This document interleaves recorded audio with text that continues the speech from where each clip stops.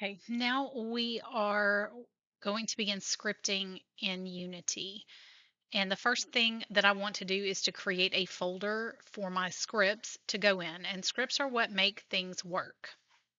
So I'm going to go into Assets. I've already created the folder, but I'll just show you what it looks like if I take it away. This would be your Assets folder at this point. This has the modular first person controller. And then it says, I accidentally created a new folder, so I can actually just rename this one. But if you are, just for the sake of showing you how to add a folder, I'm just going to go ahead and delete both of those. So I would click on Assets, I would right click, Create, and then Folder, and it's going to give me a new folder. And I'm going to rename that folder. Let's call it Interact. No, let's call it Scripts. I'm sorry, because I want to put all my scripts in one place.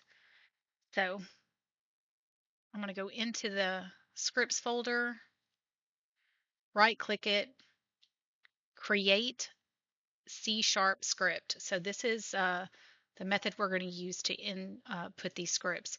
So my new behavior. So every time you create a script, it's like a behavior. It's something that you want an object to do, or anything that you assign it to, you want it to do whatever you write in this script. So I want to be able to interact with all of my 3D objects, because when I go up to them, I need to be able to click on them to determine what they are, and then that way we can determine whether or not they need to be destroyed based on whether or not they belong in our plant cell. So when you click on Interact and you click on the actual script, it will bring up Microsoft Visual Studio. If it doesn't, you will need to download that. You can find Microsoft Visual Studio by going to let's go to, I'm just going to bring up a search bar, and you know what? Let me just bring up this one. I'm going to bring this over here and type it in. Now I've forgotten what I was doing, so here we go. It's the glory of ADHD. Oh yes, my Interact scripts. So when I get here, if I click on it, it's going to bring up script. And this is what it looks like. Now, in order for me to be able to make this work, I am going to do this in small chunks, and feel free to pause if you need to in order to add this script to your script folder. Now, remember, this is our Interact script.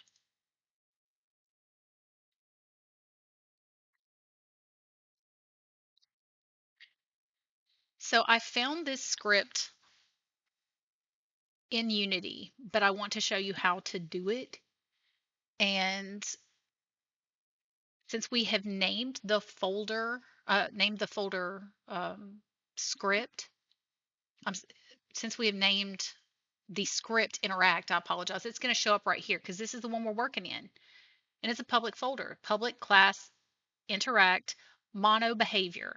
Now, I'm not entirely sure what mono behavior means, but I'm assuming it just means one behavior that we want to execute.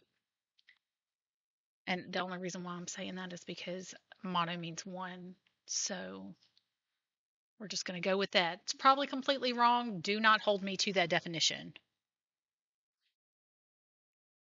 And we're going to open our first set of brackets right here.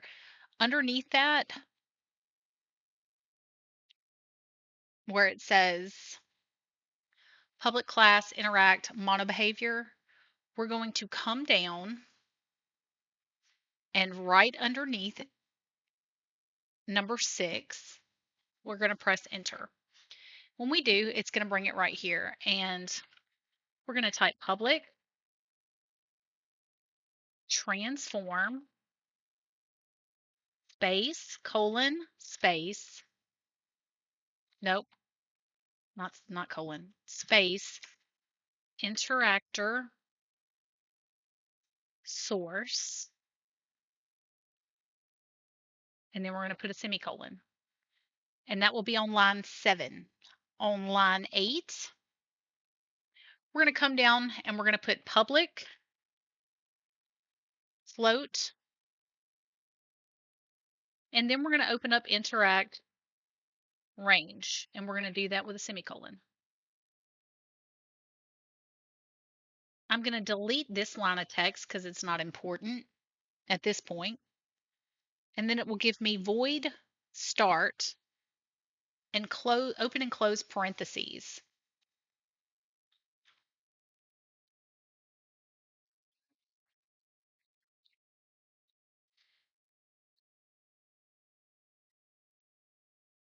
Now we're going to skip down to update. And when we do, if we press, well, first we have to open some brackets because we're going to be doing some work in here. So I'm going to open some brackets. And it automatically gives me a closing bracket, but we're not using it yet. So if, and it automatically gives this to me, but you're not going to put what it says in there. You're going to put this input dot get key down. There was no space there. You're going to open up parentheses. Make sure that you know the difference between a bracket, parentheses, all that. Make sure you know the difference because it's very important. If you don't get every single part of this right, then it's wrong and it won't run. Key code dot E, and then I'm going to close some more parentheses. I'm going to open another bracket because I'm doing um, another action still within this entire command. I'm going to press enter again. And I'm going to put Ray space little r space equals space new Ray. I'm going to open some more parentheses, interactor, source, that's all one word, dot position, comma, interactor source,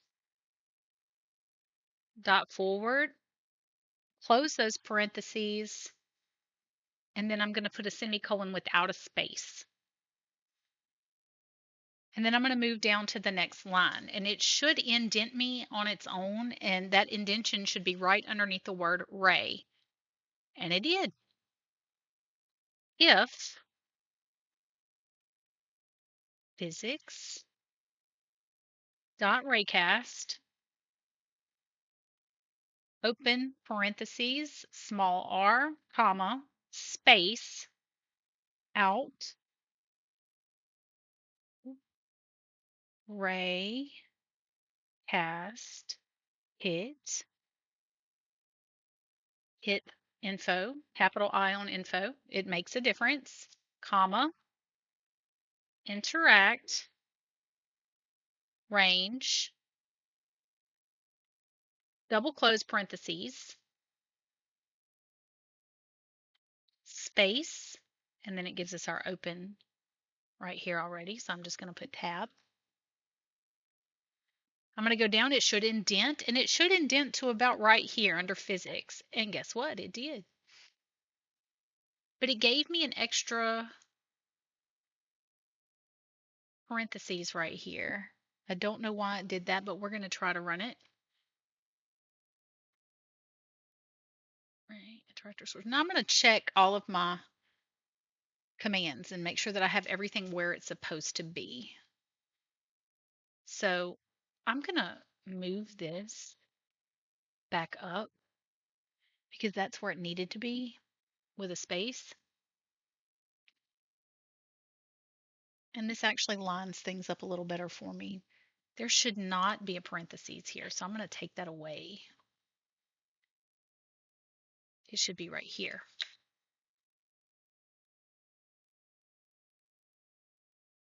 And I don't want that one. I just want this one. And I'm going to move this all the way back up. And the ray should be underneath the input. So it should be right there. All right. So checking all of this out moving forward, I've checked new ray, interactor source, dot position, comma, interactor source, dot forward. There we go. And then we've moved down. If should be under the ray. Physics.raycast. Remember your capitalization and punctuation matters, and it must be to the T. Open out raycast hit, space hit info, comma, interact range, close, close. And then I'm going to move this open. I want it to be up here with a space, just because this is what the script says, and I want it to run, so I'm doing it exactly like the script says.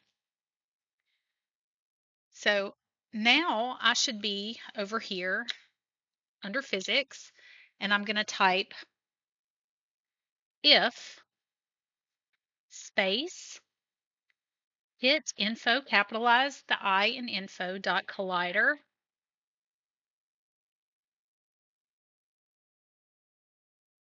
dot game object, capitalize the O in game object, dot try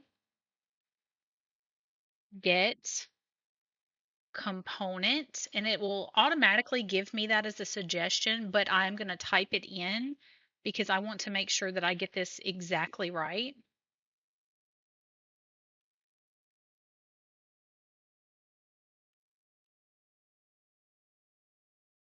What?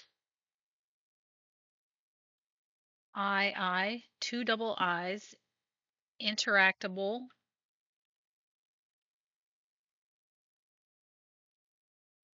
interact, OBJ, and then it gives me this as a suggestion, and I am going to press tab here because that is what I want.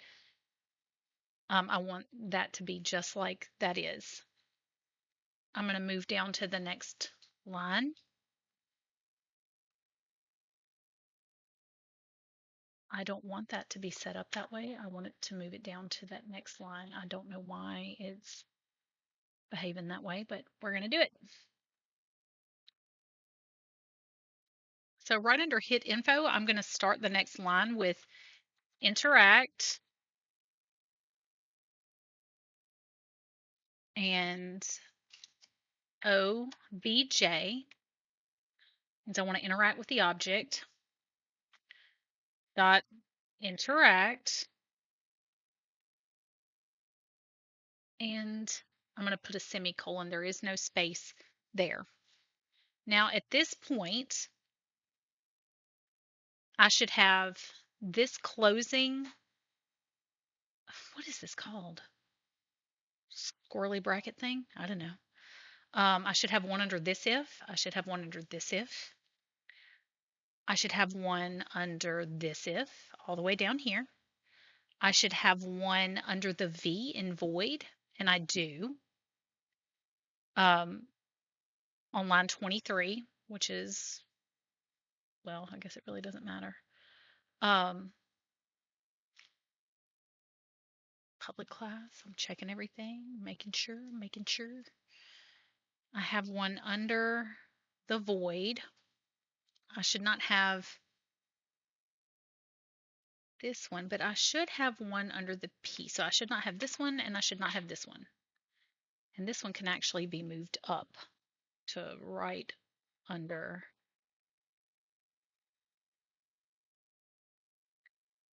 this one. All right. So we're going to check each line one more time before we continue. We're going to start at the top. We started on line 5. This is what it is. We got down. We did public transform, public float. We skipped a space, and then on line 10, we did void start. That was great.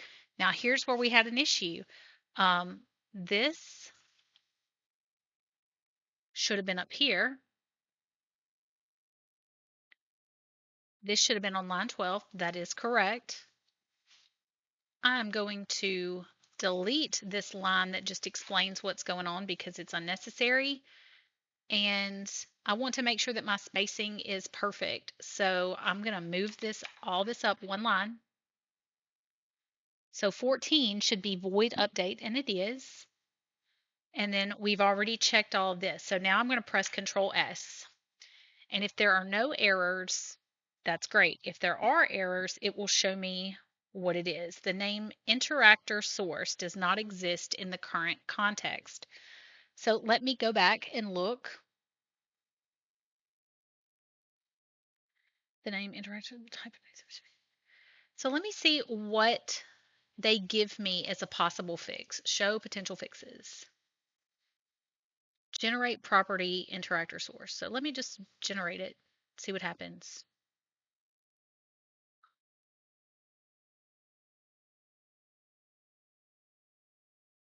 And let me see if when I save it, if it corrects any of those 3 errors.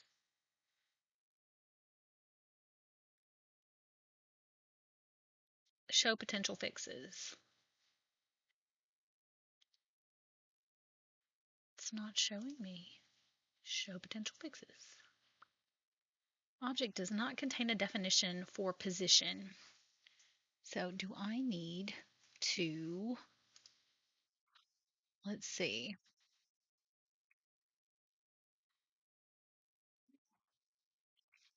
I'm looking.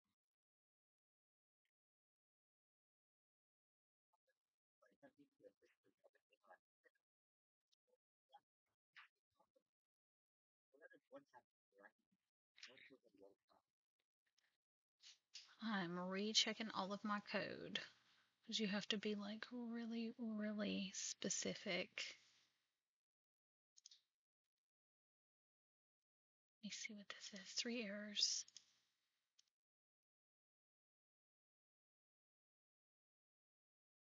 It's article. Let's see. The following call fails because the person does not have a method called. Okay. Well, this is what it told me to do, so this is going to be completely. We're going to pray it runs. That's all we can do. This is so scary to me. All right. We're going to attempt to run it regardless. And this is part 1 of this script. So we will be back with part 2. Oh, and by the way, if you want to know where the script came from, you can look it up on how to make a flexible interaction system in Unity C# for 3D. And it gives you an interactive video showing you how to do that. I will link that in the YouTube video.